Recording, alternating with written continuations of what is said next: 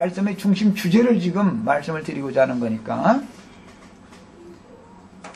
하나님께서 이루신 말씀, 이상과 계시로 보여준 그림, 이제 모형이라고 그러는데, 계시, 이런 것들이 나 자신에게 응하는 것이 실제적으로는 하나님의 영광 앞에 이르는 것이다 말이야. 말씀이 육신이 됐다라는 것은 인격화됐다라는 것을 말하는 것이고, 그 인격화된 하나님의 아들 예수 그리스도가 영광의 복음의 광채, 영광의 복음을 통해서 다시 빛으로 오늘 우리 형제 자매님들에게 다시 오시는 거예요. 이번에는 영광의 복음의 광채로 오시는 거예요. 형제 자매님들에게는 아기 예수로 또 오면 안 되죠. 육신으로 오신 예수가 우리를 구원하는 게 아니니까. 예, 그 예수는 첫 해에서 난 첫 아들로 오는 거예요. 그 말은 구속을 위하여 죽으러 오는 거다 그 말이죠. 첫사람 반드시 죽어야 되니까, 예, 죽으러 오는 거예요. 죽으러 오신 예수도 온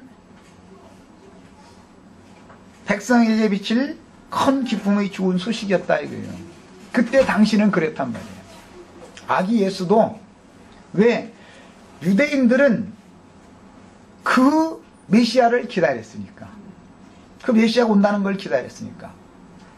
그러나 지금 우리는 그 메시아가 오셔서 자라는 과정을 거쳐서 유대인들에게 먼저 복음을 전하시다가 죽고 장사되고 부활 승천하신 다음에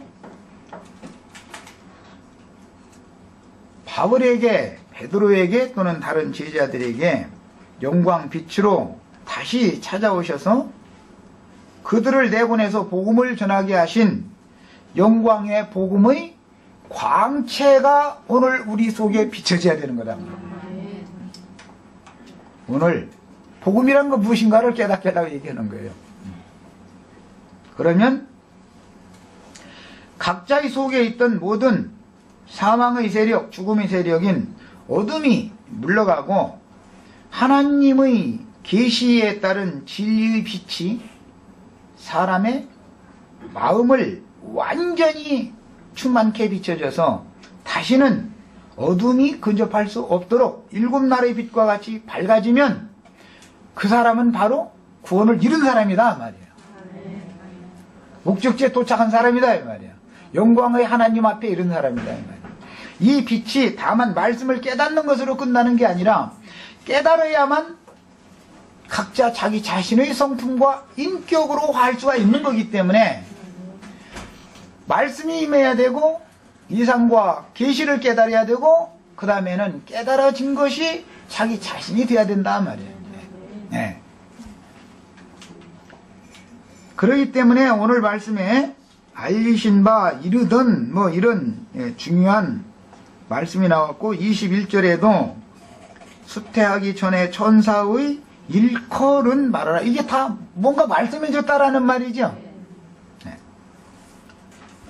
자, 이런 것을 오늘은 이제 뼈대로 삼아서 말씀을 나누는 겁니다. 오늘 이 첫 시간은 성경 읽을 때는 이런 성경의 흐름에 따르는 말하고자 하는 의도, 그 뼈대를 하는 것이 매우 중요합니다. 그리고 나서 이제 그 오후 시간에는 모세의 법에 따르는 결례를 행하는 것을 이제 나눌 건데, 그건 레위기 12장에서 인용하는 말씀이기 때문에 첫 해에서 난 남자 23절 읽겠습니다. 이는 주의 율법에 쓴 바 첫 해에 처음 난 남자마다 주의 거룩한 자라 하리라. 이게 이제 율법에서 나오는 말입니다. 출애굽기부터 나오는 이제 율법인데, 첫 해라는 것은 하와를 말하는 것이죠. 하와가 첫 번째 낳은 아들, 맏아들 낳은 그 태는 첫 해자잖아요. 첫 해. 둘째 아들은 아벨을 낳았으니까 이제 두 번째 태에서 난 아들, 이제 이것은 이제 다음 문제고, 첫 해에서 난 남자를 낳을 수도 있고 첫 해에서 여자를 낳을 수도 있어요. 레위기 12장에 보면 남자를 낳은 경우에는 7일 동안 사녀리 부정하고 33일이 지나야 결례 정결케 된다 그랬으니까 결례의 날이 참에 22절에 모세의 법대로 결례의 날이 찼다라는 거는 지금 마리아는 남자를 낳았으니까 7일 동안은 뭐 부정하니까 어디 밖에 절대 누구 사람 만나면 안 되는 것이고 그 후로 33일 동안을 더 부정하기 때문에 하나님의 전에 들어갈 수가 없는 거예요. 40일이 되는 33일간 더 부정이 채워져서 40일이 채워지고 나면 결례를 할 수가 있죠. 지금 그 율법을 응하러 간 거예요. 그런데 만약에 딸을 낳으면 27일 동안 부정하고 66일 동안 결례의 날을 기다려서 40일이 배가 되는 겁니다. 80일이 지나야 결례를 행할 수가 있게 되는 것이죠. 이런 이제 율법을 여기서 응하게 하는 것인데 이게 하나님의 경륜이다. 하나님의 경륜. 유대인들은 자 지금 똑같은 유대인들이지만 그때 당시 왕족들이나 제사장족들이나 선지자들이나 이런 사람들이 기득권을 가지고 하나님의 말씀을 맡아서 그 백성들을 가르치는 직무를 했습니다. 그들이 그랬어요. 그랬지만 그들에게 하나님은 이상을 보이시지 않았고 요한의 아버지인 사가랴에게 이상을 보이셨습니다. 그리고 나서는 그 이상을 보이신 것을 실제는 사가랴가 본 이상은 예수에 대한 이상을 본 것이 아니라 늙은 자기 부인을 통해서 아들을 낳게 해주겠다라는 것만 보였어요. 그것은 요한에 대한 이상을 보여주신 것이지 예수에 대한 이상을 보여준 게 아니죠. 실제 예수가 메시아인 것이지 요한은 메시아는 아니죠.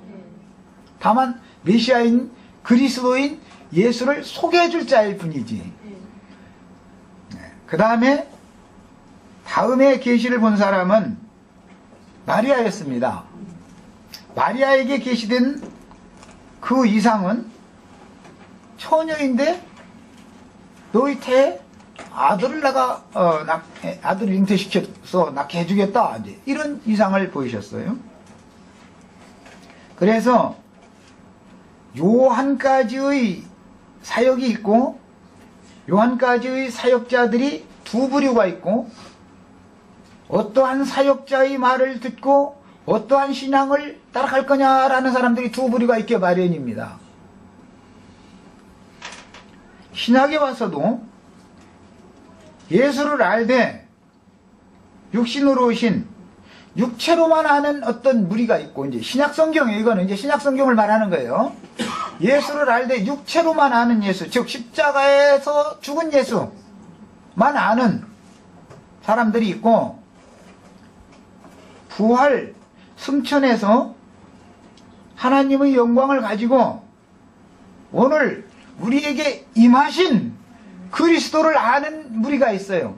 어떻게 아는 조응을 통해서 어떠한 가르침을 받을 때 어떠한 무리가 거기에 따라붙게 마련인 거기 때문에 하나님의 주소는 늘 이와 같은 방식으로 일단 나눠서 한다는 걸 아셔야 됩니다. 이제 이것을 실제 신약성경에서는 쉽게 표현을 할 때 그날에 두 남자가 밭에서 밭을 갈고 있는데 한 남자는 데려감을 당하고 한 남자는 버려둠을 당한다. 먼저 남자 얘기를 하고 그 다음에 그 남자가 있으니까 남자의 짝이 있겠죠.